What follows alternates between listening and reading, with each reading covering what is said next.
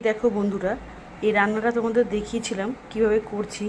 দেখো কতটা লোভনীয় দেখতে হয়েছে। এইভাবে গরমের সময় পাতলা মাছের ঝোল খেতে দারুণ লাগে। কিন্তু চারাপোনা মাছ, বাটা মাছ, রুই মাছ, কই মাছ, এই ডাটা দিয়ে সব কিছু মাছ দিয়ে কিন্তু দারুণ টেস্টি হবে।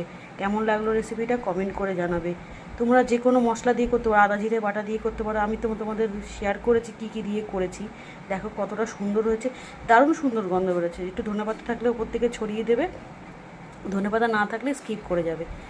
তোমরা কেউ ভিডিওটা স্কিপ না করে সম্পূর্ণটা দেখো, শুনতে পারবে কী দিয়ে করেছি, আর ভালো লাগবে। বড়ি ভাজাও দিতে পারো, এর মধ্যে বড়ি ভাজা দিলে আরও টেস্টি হবে। সজনে ডাঁটা খুব উপকারী বন্ধুরা, তোমরা এইভাবে করে খেও মাছের ঝোল, ভালো লাগবে। সজনে ডাঁটা দিয়ে, বেগুন দিয়ে, আলু দিয়ে নিরামিষ চচ্চড়ি করো, সজনে ডাঁটা পোস্ত করো। সজনে ডাঁটা জিনিসটাই লোভনীয়। রাখছি ভিডিওটা এখানে। রেসিপিটা কেমন হয়েছে কমেন্ট করে জানাবে। সবাই ভালো থাকবে, সুস্থ থাকবে। আবার দেখাবে অন্য কোনো রেসিপি নিয়ে অন্য কোনো ভিডিওতে।